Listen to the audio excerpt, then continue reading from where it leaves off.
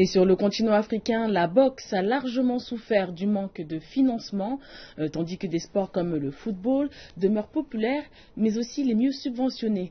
À l'exception du Sud et de l'Afrique du Nord, qui constituent les régions les mieux organisées du continent en termes sur ce plan, d'autres pays sont toujours confrontés à nombre d'obstacles. Et au Bénin, cependant, les organisateurs espèrent rétablir l'âge d'or de la boxe. Les compétitions se sont faites rares durant plusieurs années, avec des installations vieillies. Conséquence, la situation fut des plus difficiles pour la trentaine de clubs que compte le pays. Le principal défi est désormais d'élever le profil d'une discipline qui autrefois a permis au pays de remporter nombre de titres.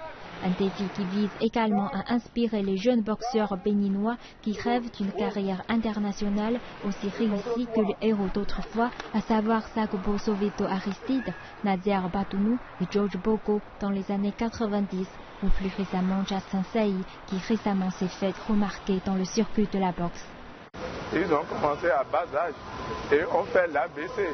Les éléments que vous avez pris là, normalement c'est ce qui devait être fait dans les clubs, l'ABC. Et au moment où l'enfant fait l'ABC, et chaque fois il le fait, et dans sa catégorie d'âge, il commence par faire des compétitions dans sa catégorie d'âge, vous allez voir que d'ici là, il sera meilleur.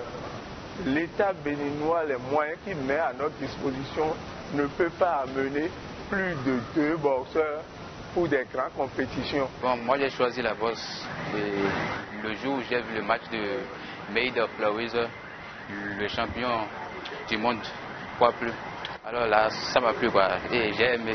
J'aime que la boxe se développe au Bénin parce que en ce temps, les